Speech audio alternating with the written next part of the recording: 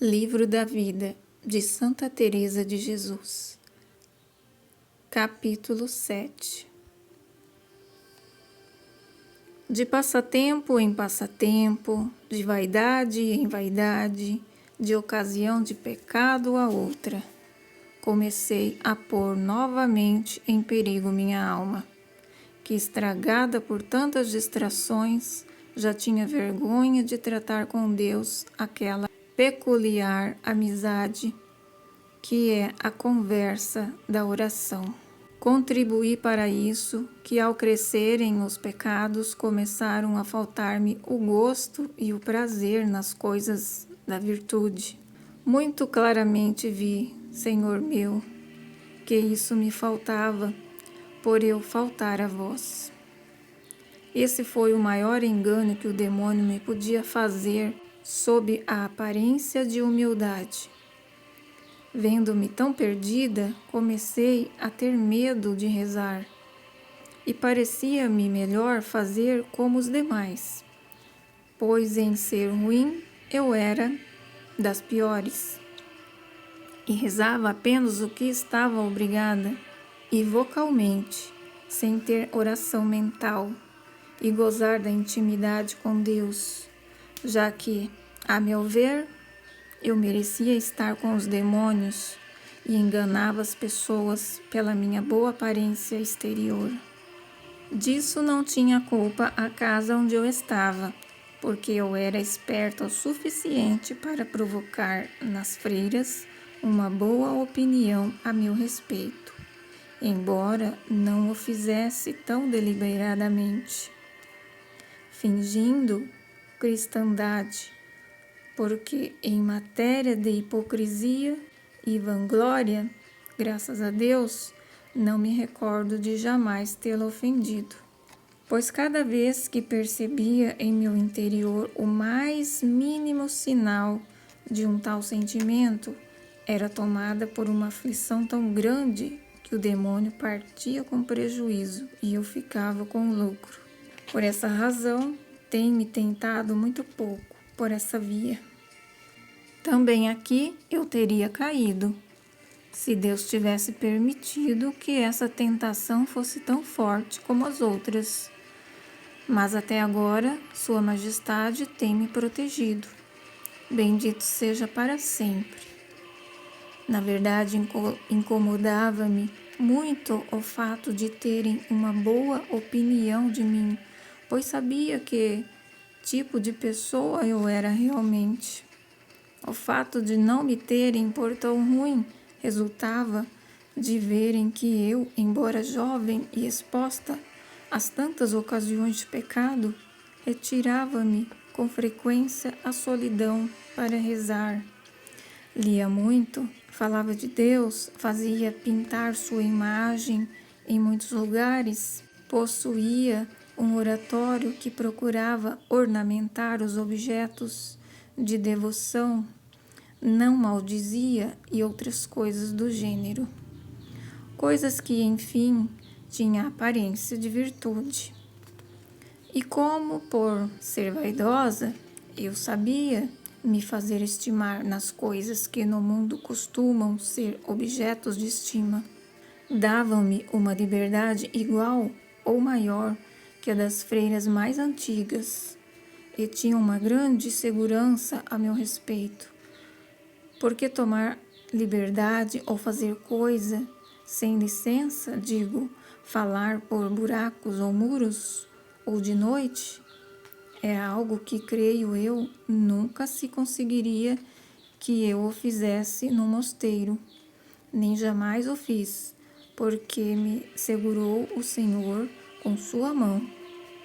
Parecia-me, pois, havia muita coisa que eu costumava ponderar com grande cuidado, que seria muito errado pôr em jogo a honra de tantas boas religiosas com a minha maldade. Com isso, não quero dizer que todas as outras coisas que eu fazia fossem dignas de elogios, mas apenas que, por pior que fossem, não eram tão graves. Teria sido o mal a que acabo de me referir. Por isso, parece-me que me fez grande dano o fato de não estar num convento enclausurado, porque a liberdade de que as boas irmãs podiam desfrutar sem culpa, pois não eram obrigadas a abdicar da liberdade que já possuíam antes, uma vez que não havia feito votos de clausura, a mim, que sou ruim, teria levado certamente ao inferno. Se com tantos remédios e meios o Senhor, com favores muito particulares, não me tivesse tirado deste perigo.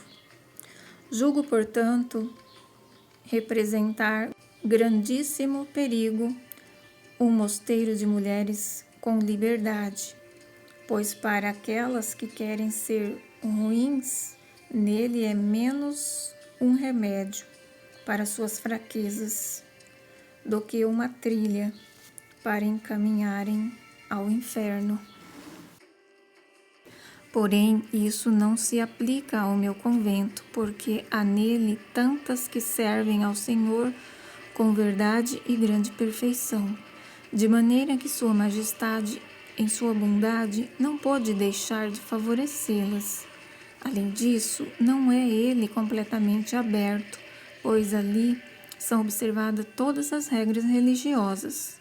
Refiro-me aqui, portanto, a outros conventos, de que sei e tenho visto. Causa-me grande lástima que, estando o convento aberto às honras e recreações do mundo e tão mal entendido aquilo que as monjas estão obrigadas, o Senhor tenha necessidade de fazer muitos chamados particulares, e não uma vez, mas muitas, para que elas se salvem. Queira Deus que não tomem por virtude o que é pecado, como muitas vezes eu fazia. Como é muito difícil fazer com que as pessoas entendam isso, é preciso que o Senhor aqui intervenha muito diretamente. Se os pais quisessem meu conselho, eu lhes diria que, já que se preocupam tão pouco em pôr suas filhas onde elas possam trilhar o caminho da salvação, mas permitem que corram mais perigo do que o fariam no mundo, que pelo menos considerem o que diz respeito à honra delas. Seria preferível casá-las muito abaixo de sua condição do que colocá-las em mosteiros semelhantes. A não ser que tenham uma inclinação muito devota, e queira Deus que suas inclinações as conduzam para o bem. Ou então seria melhor mantê-las em casa, pois ali não tem como encobrir sua maldade por muito tempo. Ao passo que nos conventos podem escondê-la por muito tempo, até que por fim o Senhor a descubra. Com isso prejudicam não só a si mesmas, mas todas as outras. E às vezes as pobrezinhas não têm culpa, porque se deixam levar pelas circunstâncias. E muitas delas, não dignas de compaixão, porque querem se afastar do mundo e pensando que vão servir ao Senhor e escapar dos perigos mundanos, encontram-se de repente no meio de 10 mundos, sem saber como prevenir-se nem remediar-se.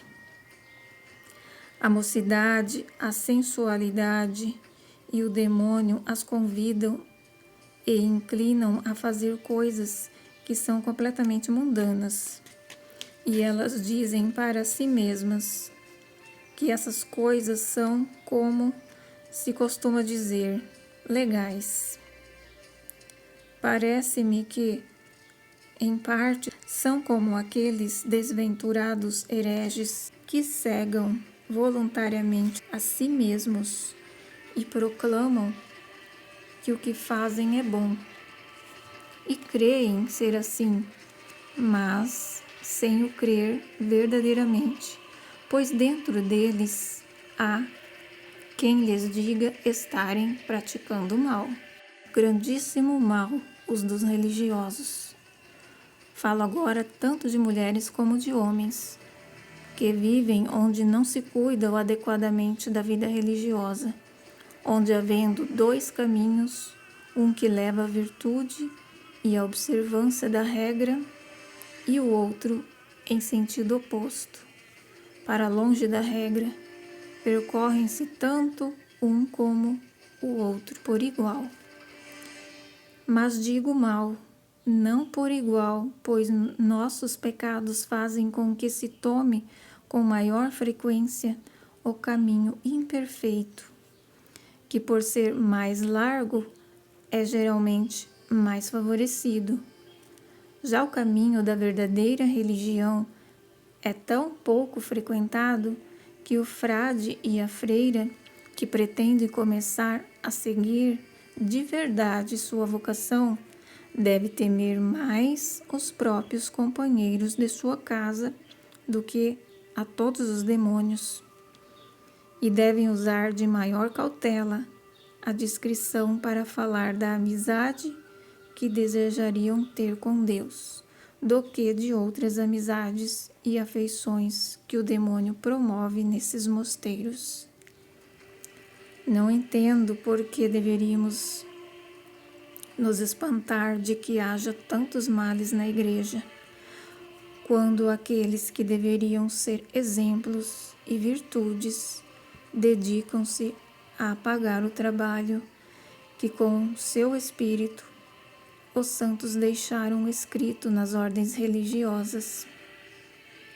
Queira a Divina Majestade encontrar um remédio para isso, como se vê que é preciso. Amém. Quando comecei a permitir-me semelhantes conversas, não pensei por tratar-se de algo tão corriqueiro que pudessem provocar em minha alma o dano e a distração que depois entendi haver em semelhantes hábitos. Parecia-me que, sendo tão comum a prática de receber visitantes nos conventos, não faria mais mal a mim do que a outras irmãs, que eu sabia serem boas.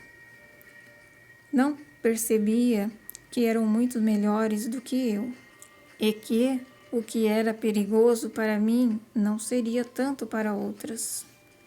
Ainda assim, estou certa de que essa prática nunca deixa de oferecer algum perigo, nem que seja apenas o de desperdício de tempo. Estava eu então na companhia de uma certa pessoa. Mal acabara de conhecê-la, quando o Senhor quis me dar-me a entender que não me convinham aquelas amizades e avisar-me e iluminar-me em tão grande cegueira. Cristo apresentou-se a mim com muito rigor, mostrando-me o quanto aquilo lhe desagradava. Vi com os olhos da alma mais claramente do que jamais poderia tê-lo visto com os olhos do corpo, e causou-me tal impressão que, embora se tenham passado mais de 26 anos desde então, parece-me que ainda o tenho presente.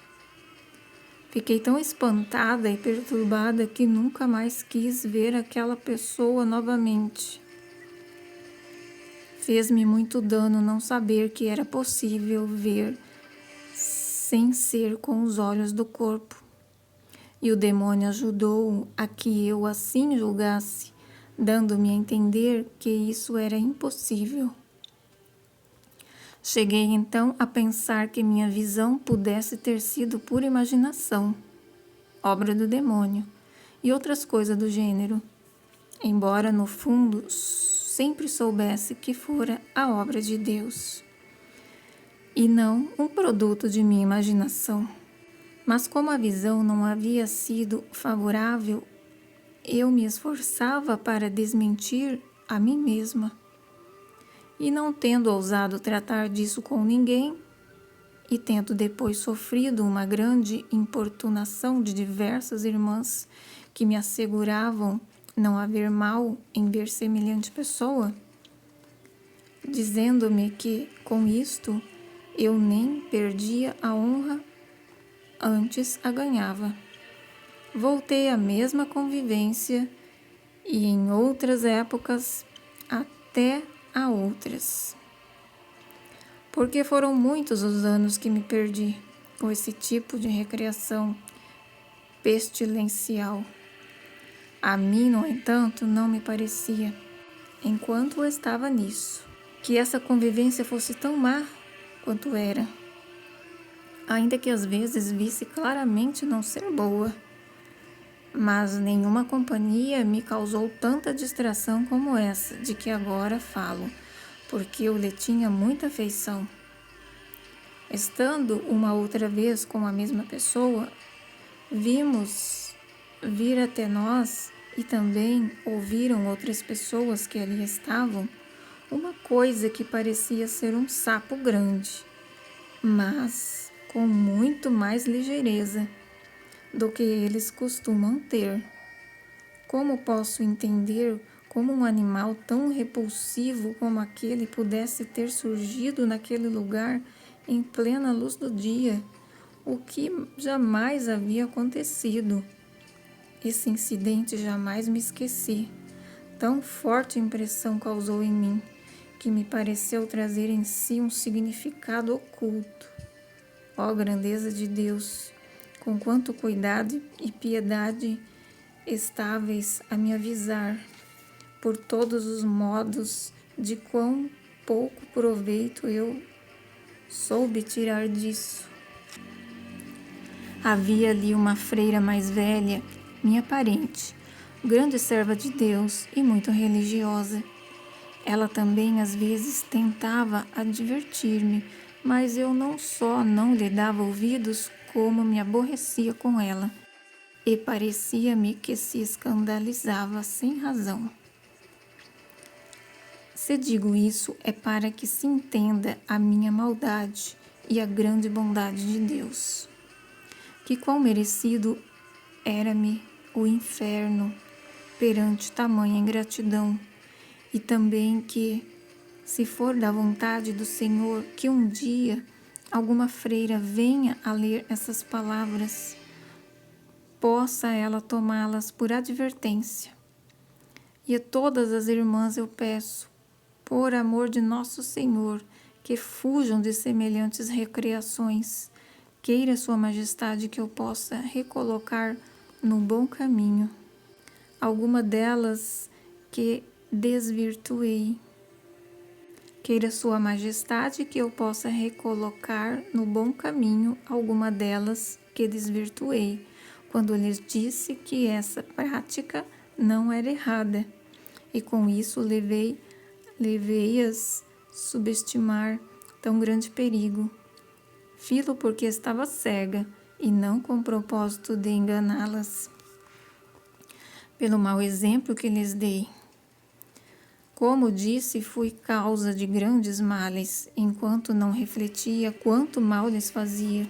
Naqueles primeiros dias, enquanto eu estava doente, e antes que soubesse como cuidar de mim mesma, eu costumava ter um enorme desejo de fazer o bem a outrem, o que é uma grande tentação muito comum para os neófitos. No meu caso, porém, seus efeitos foram bons.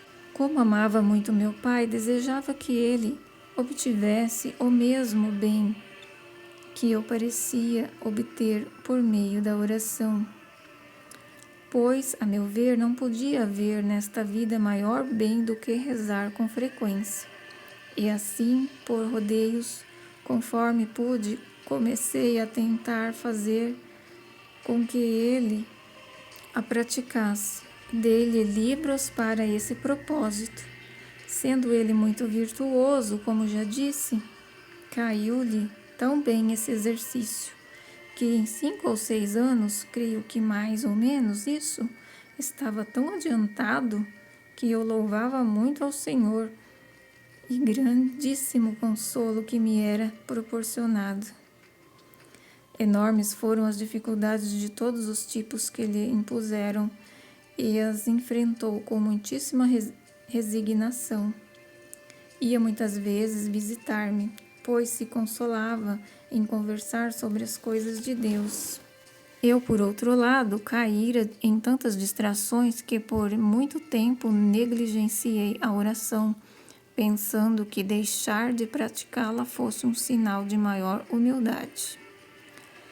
Essa, como mostrarei mais adiante, foi a tentação mais séria que sofri, pela qual estive a um passo de perder-me. Porque com a oração, se num dia eu ofendia a Deus, alguns dias depois voltava para me recompor e me afastar da ocasião de pecado. Enquanto isso, meu abençoado pai andava iludido, achando que eu continuava a ser a mesma pessoa de antes e que ainda conversava com Deus em oração, não podendo suportar vê-lo enganado. Decidi dizer-lhe que não orava mais, porém, mantendo silêncio sobre o motivo real, eu usando minhas doenças como desculpa, pois, embora me tivesse curado daquela moléstia tão grave, ainda continuava a ter sérias indisposições que persistiram até os dias de hoje, embora já não tão fortes de alguns tempos para cá. Durante 20 anos tive vômitos pela manhã, que me impediram de ingerir qualquer coisa até depois do meio-dia, algumas vezes até mais tarde. Desde que passei a comungar com maior frequência, é à noite antes de dormir, com muito mais desgosto que tenho de provocar o vômito, com o uso de penas e outras coisas, porque se não o faço é muito maior o mal que sinto. Creio que quase nunca estou livre de dores, às vezes bem fortes, especialmente no coração, embora o mal que antes me aflija continuamente se manifeste agora apenas de vez em quando. Da forte paralisia e das outras enfermidades febris que costumava ter com frequência, encontro-me livre há 8 anos. Esses males já me afligem tão pouco que muitas vezes chego a alegrar-me, parecendo-me que, em certa medida, eles contentam o Senhor. Quando disse a meu pai que minha saúde era a causa de ter cessado de rezar, ele acreditou em mim, já que ele jamais mentia. E considerando em relação que tinha comigo, julgou que tampouco eu haveria de mentir, para tornar a história mais verossímil, pois eu bem sabia que, na verdade, não havia desculpa para isso. Disse-lhe que já fazia muito se conseguisse assistir ao coro, embora tampouco isso fosse razão suficiente para abandonar algo que não exige força corporal, mas só amor e formação de um hábito, porque o Senhor dá sempre oportunidade quando queremos. Digo sempre, porque ainda que diversas preocupações e enfermidades possam impedir-nos, algumas vezes, de ficar por longos períodos em solidão, não faltam outros momentos em que temos saúde para isso. E mesmo apesar da doença ou de outras dificuldades, ainda podendo praticar a verdadeira oração, quando há amor na alma, ofertando a Deus justamente esse impedimento, lembrando-nos daquele por quem sofremos, resignando-nos com isso e com 1000 outras vicissitudes que podem nos afligir. O essencial aqui é o amor, de maneira que é incorreto pensar que não podemos ter oração senão quando dispomos de tempo de solidão. Com um pouco de cuidado, podemos conquistar grandes bênçãos nos momentos em que, enviando-nos trabalhos, aflições, sofrimentos, o Senhor nos priva de nossas horas de oração e eu mesma pude ter experiência disto quando tinha boa consciência. Mas meu pai, com a opinião de que tinha a meu respeito e amor que sentia por mim, acreditou em tudo que eu lhe contei e até teve dó de mim. Quando eles já alcançaram um grau tão elevado de oração, não ficava mais tanto tempo comigo, mas logo depois que me via, não tardava em partir, dizendo que não podia perder tempo. E como eu o desperdiçava com outras frivolidades, nem me importava quando ele dizia isso e partia. Além de meu pai, houve também outras pessoas que tentei iniciar na prática da oração, ainda que eu tivesse distraída com vaidades. Quando encontrava pessoas que pareciam rezar, mostrava-lhes como se fazia meditação e procurava ajudá-las, dando-lhe livros, porque, como disse, desde que começara a rezar, eu tinha esse desejo de que outras pessoas também viessem a servir a Deus. E agora que eu já não servia ao Senhor, como deveria?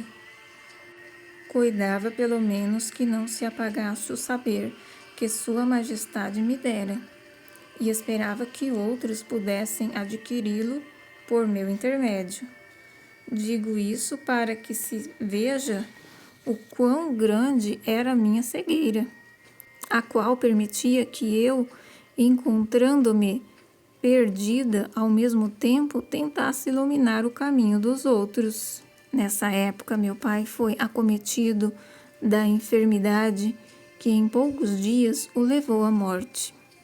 Durante esse tempo, permaneci junto a ele, estando eu mais doente da alma do que ele no corpo, em razão de minhas muitas vaidades, ainda que eu jamais tivesse estado, pelo menos que eu soubesse, em pecado mortal durante todo esse tempo em que tivesse perdida, porque se estivesse conscientemente num tal estado, eu jamais teria suportado acompanhá-lo em seus últimos dias. Sofri muito aqueles dias e creio que lhe pude retribuir um pouco de tudo o que fizera por mim quando eu estava doente. Por estar bastante mal, eu tinha de me esforçar para servi-lo, e embora perdê-lo significasse para mim a perda de todo conforto e consolação, porque sempre fora tudo isso para mim, estava tão determinada a não deixar que ele visse minha tristeza, que me comportei como se não sentisse absolutamente nenhuma dor. Porém, quando via que sua vida se esvaía, parecia-me que se me arrancava a alma. Tão grande era meu amor por ele.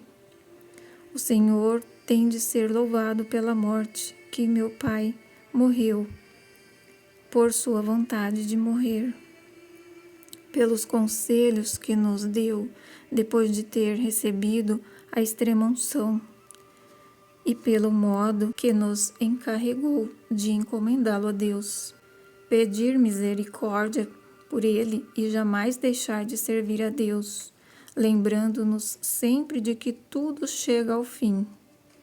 E com lágrimas falava-nos da grande tristeza que sentia por não lhe haver servido melhor. Contou-nos que gostaria de ter sido ordenado frade de uma das ordens mais austeras que havia.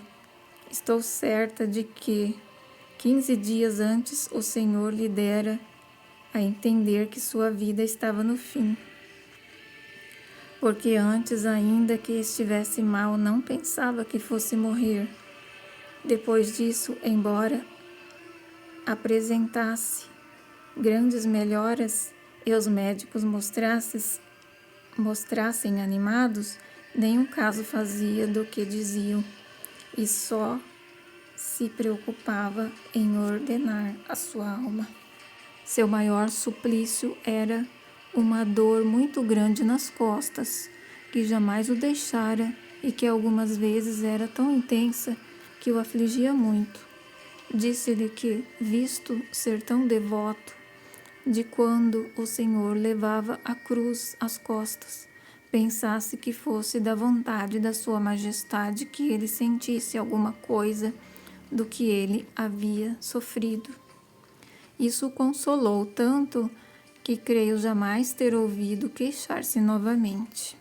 Esteve por 3 dias praticamente inconsciente, mas no dia em que morreu, o Senhor restabeleceu sua consciência tão completamente que nos deixou espantados e permaneceu consciente até que na metade do credo que ele mesmo estava a rezar, enfim, expirou. Tinha a fisionomia de um anjo, o que de fato para mim parecia realmente ser. A modo de dizer, tanto em sua alma quanto em seu caráter, pois era uma pessoa muito boa. Não sei com qual finalidade eu disse isso, senão para culpar-me, ainda mais pela indignidade da vida que eu levava. Porque depois de ter assistido tal morte e reconhecido tal vida, eu devia ter procurado melhorar a fim de me parecer, de algum modo, com um pai tão bom. Seu confessor, que era dominicano, um homem muito letrado, dizia que não tinha dúvidas de que tivesse ido direto para o céu, porque havia alguns anos que o confessava e louvava sua pureza e consciência. Esse padre dominicano, que era muito bom e temeroso de Deus, foi-me de grande ajuda. Confessei-me com ele que não mediu esforços para guiar a minha alma e fazer-me compreender o quão próxima eu estava da perdição. Fazia-me comungar de 15 em 15 dias, e pouco a pouco, à medida que eu fui conhecendo melhor, falei-lhe das minhas orações. Disse-me que jamais as deixasse, pois de qualquer modo não me podiam causar senão proveito. Tomei então a prática da oração, embora não me afastasse das ocasiões de pecado, e nunca mais abandonei. Minha vida tornou-se plena de provações, porque por meio da oração eu aprendia cada vez mais sobre minhas faltas. Por um lado, Deus me chamava, por outro, eu seguia o mundo. Um grande contentamento me dava todas as coisas de Deus. E, no entanto, eu seguia presa às coisas do mundo.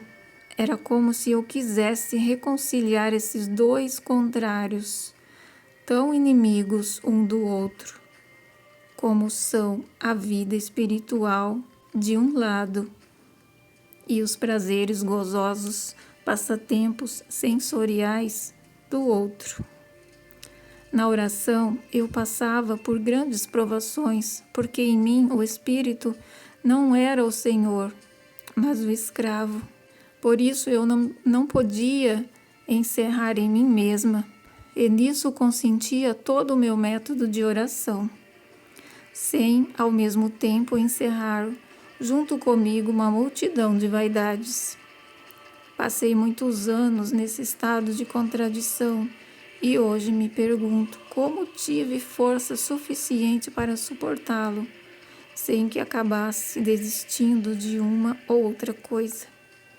Bem sei que abandonar a oração já não estava em meu poder, pois aquele que queria conceder-me maiores graças segurava-me em suas mãos. Oh, valha-me Deus, se eu pudesse ao menos descrever as ocasiões de pecado das quais Deus me tirara naqueles anos, e como eu tornara a cair nelas, e as diversas vezes que me salvou do perigo de perder totalmente minha reputação, enquanto tudo o que eu fazia mostrava o tipo de pessoa que eu era. O Senhor encobria os males que eu fazia e revelava alguma pequena virtude, caso eu tivesse alguma. E então aumentava aos olhos de todos, de maneira que no fim as pessoas me tinham sempre em alta conta. Porque embora algumas vezes minhas vaidades fossem evidentes, como viam outras coisas que lhes pareciam boas, não acreditavam. É que o sabedor de todas as coisas já tinha visto que isto era necessário para que depois eu pudesse ter algum crédito quando falasse de coisas que dissessem respeito de suas obras. Sua soberana magnanimidade olhava, não meus grandes pecados, mas meu desejo de servi-lo e minha aflição por não encontrar em mim mesma a força capaz de transformar esse desejo em ações. Ó Senhor da minha alma, como poderei enaltecer as dádivas que me concedestes durante todos esses anos? E como pôde ser justamente na época em que eu mais vos ofendia, de repente me preparareis por meio dos mais profundo arrependimento, para que eu provasse de vossas graças e dádivas. Na verdade, Rei meu, escolhieis o castigo mais delicado e penoso que para mim podia haver com quem bem fazia o que me havia de causar maior dor. Castigastes minhas faltas com grandes dádivas. Eu não creio dizer desatinos, embora tenha todos os motivos para estar desatinada. Quando trago de volta à memória toda a minha ingratidão e maldade, na condição em que me encontrava naquela época, muito mais doloroso do que ser castigada era receber dádivas depois de ter caído em grandes culpas.